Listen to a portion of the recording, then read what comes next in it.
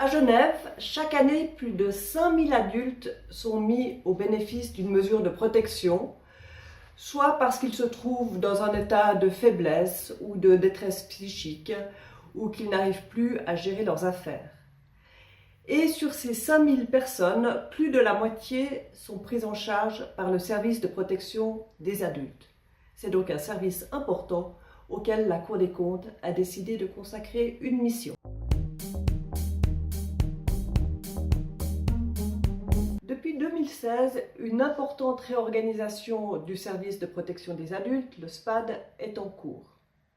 Les résultats escomptés ne sont toutefois pas encore atteints. Quelles sont les causes? Eh bien, la direction doit composer avec un environnement de travail compliqué.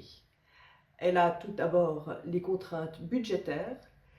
Elle doit faire face à une augmentation continue de la charge de travail et à un personnel qui a un fort taux d'absentéisme et une importante rotation.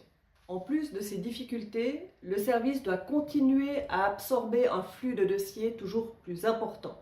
Les limites de capacité de traitement des dossiers sont aujourd'hui atteintes et le SPAD n'a pas la réactivité nécessaire pour la gestion des curatelles. C'est un problème important car il peut porter atteinte à la qualité des prestations qui sont fournies aux personnes protégées. Les prestations rendues aujourd'hui ne sont pas satisfaisantes, tant sous l'angle administratif que sous l'angle de l'accompagnement social. Il s'agit d'une notion peu définie et les rôles et responsabilités des acteurs chargés de leur mise en œuvre ne sont pas clairement établis. La Cour a formulé 13 recommandations qui s'articulent autour de 4 leviers d'action.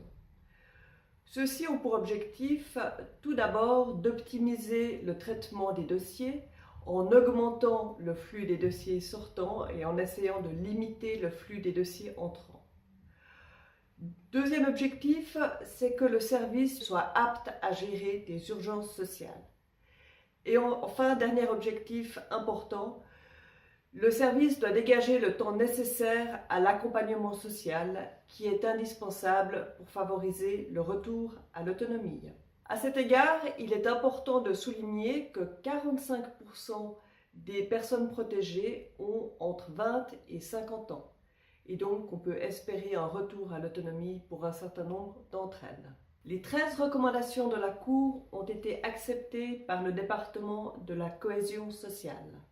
Voilà, c'était un bref aperçu du rapport que la Cour vient de publier sur le service de protection des adultes.